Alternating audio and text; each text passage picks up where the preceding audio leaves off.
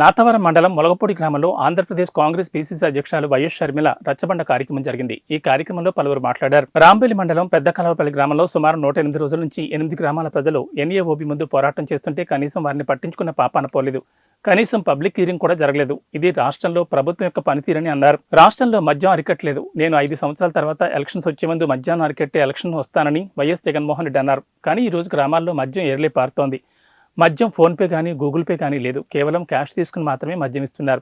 దీనివల్ల state government కానీ central government కానీ ఎటువంటి ట్యాక్సులు వెళ్ళవు. ఇది పెద్ద మోసమని అన్నారు. ఎవరో మిత్రుడు మాట్లాడుతూ మీరు గతంలో వైఎస్ఆర్ కాంగ్రెస్ పార్టీని గెలిపించాలని పాదయాత్ర చేస్తారు. ఈ రోజు మరలా కాంగ్రెస్ పార్టీకి ఓటు వేయని చెప్తున్నారని అన్నారు. అవును, గతంలో నేను వైఎస్ఆర్ పార్టీని గెలిపించండి అని తిరిగింది నిజమే. అయితే వారు నాన్నగారి ఆశయాలకు వ్యతిరేకంగా వెళ్తున్నారు కాబట్టి ఈరోజు ఆంధ్రప్రదేశ్ ఆడపడుచుగా మళ్ళీ కాంగ్రెస్ పార్టీని అధికారంలోకి రావడానికి మీ ముందుకు వచ్చాను. మన పార్టీ అధికారంలోకి వచ్చిన తర్వాత నాన్నగారు ఆశీస్సులు నెరవేరుస్తానని మీ అందరికీ మాటిస్తున్నానని షర్మిల అన్నారు.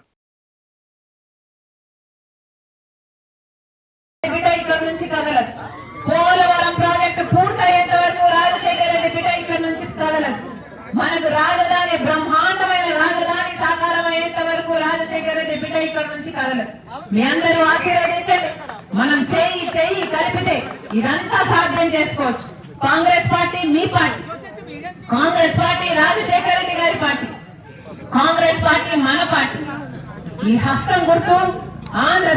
మనకు పోలవరం ప్రాజెక్టు పూర్తి కావాలి అన్నా, మనకు రాజధాని కావాలన్నా, మన రాష్ట్రం బాగుపడాలన్నా, మన వ్యవసాయం పండుగ కావాలన్నా, మన రైతులకు మళ్ళీ రుణమాఫీ జరగాలన్నా, మన బిడ్డలకు ఉద్యోగాలు రావాలన్నా, ఇవన్నీ ఒక కాంగ్రెస్ పార్టీకి మాత్రమే సాధ్యమవుతుంది అని నేను మనస్ఫూర్తిగా విశ్వసిస్తున్నాను.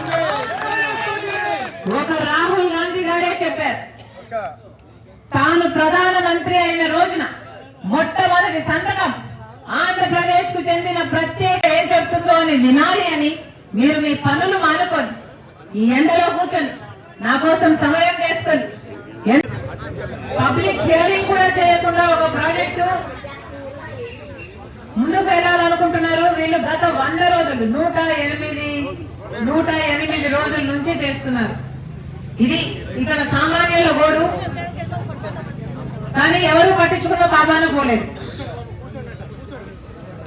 ఈరోజు మన రాష్ట్రంలో 10 సంవత్సరాలైంది మన రాష్ట్రం ఏర్పాటయ్యి.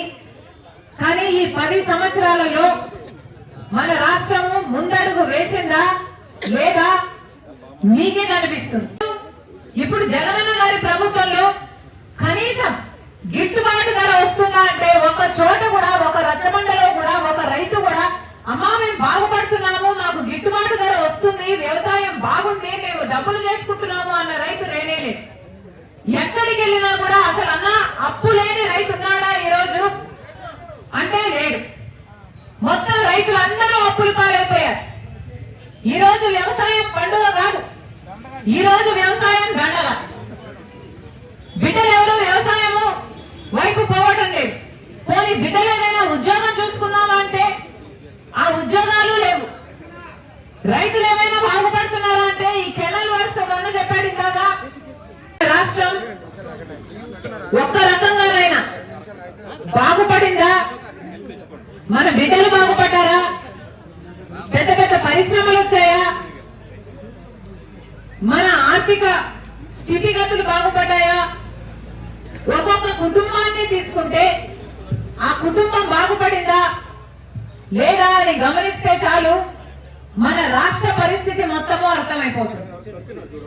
ఈ రోజు రైతుల పరిస్థితి తీసుకుంటే రాజశేఖర రెడ్డి గారు ముఖ్యమంత్రిగా ఉన్నప్పుడు రైతే రాజు, వ్యవసాయం పండుగ. రాజశేఖర రెడ్డి గారు ముఖ్యమంత్రిగా ఉన్నప్పుడు ఇన్పుట్ సబ్సిడీ ఇచ్చారు, విత్తనాల మీద సబ్సిడీ ఇచ్చారు, ఎరువుల మీద సబ్సిడీ ఇచ్చారు, పంట నష్టపోతే పంట నష్టపరిహారం ఇచ్చాడు, పంట బీమా ఉండే, అద్భుతంగా రుణమాఫీ కూడా చేశాడు. ఇలా ఒక రకంగా కాదు, 2 రకాలు కాదు, ప్రతి విషయంలోనూ అసలు పెట్టుబడి ధర తగ్గించాడు, రాబడిని పెంచాడు. అంటే నాకేం దేశం లేదు, నా రక్తమే. కానీ ఇది సిద్ధాంతపరమైన వ్యతిరేకం మాత్రమే. మేమంటున్నది ప్రజలు మీకు ఓట్లేస్తే మీరు ముఖ్యమంత్రులు అయ్యారు. అలాంటప్పుడు ప్రజలకు మీరు మేలు చేయాల్సిన బాధ్యత ఉందా లేదా